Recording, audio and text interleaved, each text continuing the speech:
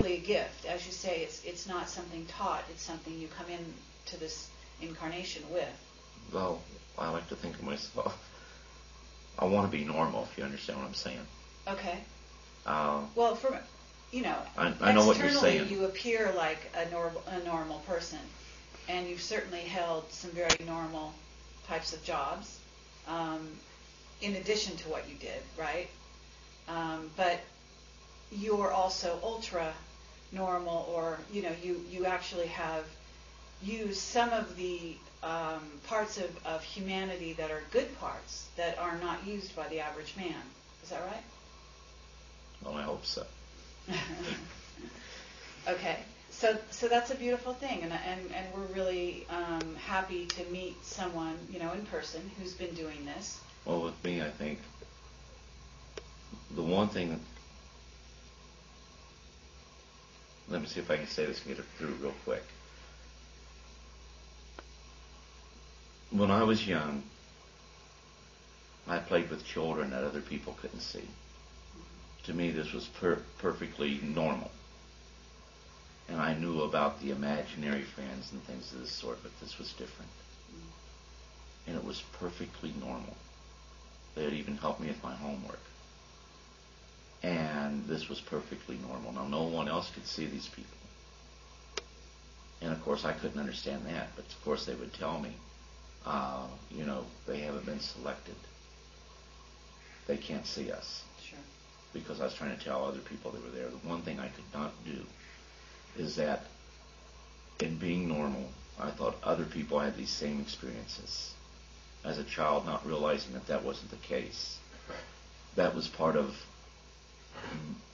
my environment. That was part of my reality. These were things that was happening to me. But I felt everyone had these experiences. But when I found out, and it came to me that, people were calling you crazy and you were different, it would have been real easy to be normal and say, ha-ha, the joke's on you, and deny what was happening. Sure. I cannot explain why I couldn't do that, but I could not do that. Okay. And everything was, going on. Nothing out of the real ordinary happened until I always cared about animals, and if I found one injured, I would always try to nurse it back to health. As a child, I did not understand that if you had a cut, my mom would always hold my hand under the water or something like that to wash it off. Well, I found this little bird. It fell out of the nest. And I went and got that little... I'm trying to tell this without... I went and got that little bird, and I held it under the faucet, not realizing that I was going to drown it doing that. The intent was to help it. I probably cried for over a week over killing that little bird. Mm-hmm. Immediately, for the first time ever, what I was calling children, I got to see how they really looked. And this one particular entity was, I always knew as Corona. I always told, I'm Corona, and that's with a K. Okay. Heck, at the time, I didn't even know how to spell Corona. And what kind of race, what would you term him, what kind of being? Well, people would love for me to say that he was gray, but he wasn't. He was green. And I mean, like a pastel green. But immediately he wanted to know, why did I feel what I was feeling? Okay. This was unusual. Mm-hmm. And immediately it was, why did I feel what I was feeling, but he could feel? Mm-hmm. Because he was more like a monitor with me. And so he has a natural empathic quality and abilities, and it appears so did you. So it went both ways, as the telepathy goes both ways. I'll carry it even a step further. We see our visitors as cartoon characters. They have cultures, they have societies, they have families, they have loves, they have dislikes, they have likes. Mm-hmm. They can feel pain, and they can feel fear. Mm-hmm. So this was maybe your first introduction into that world. in a more personal way, right? It was the first glimpse, a shock, that these things go on, but not everyone shares in them. And so you never felt so alone.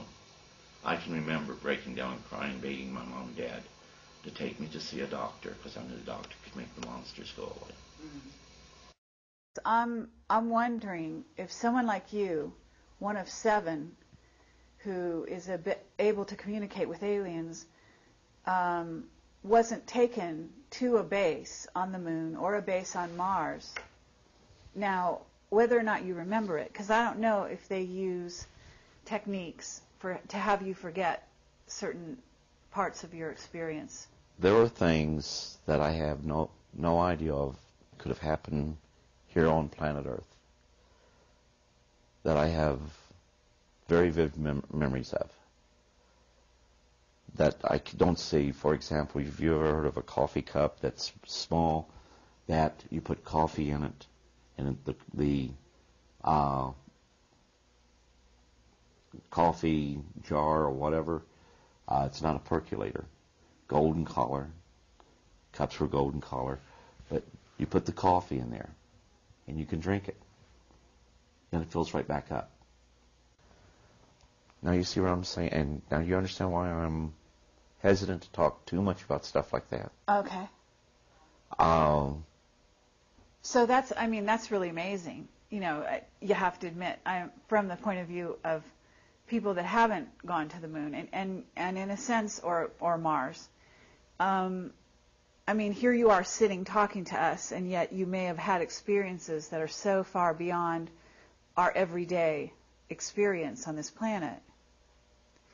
And you must be, there must be a level at which you would love to share those experiences. Oh, yeah. And sometimes I make mistakes, and I've let people see some things that I shouldn't have let them see. Because this is a part of something that is in my life that is I'm to do something with. Sure.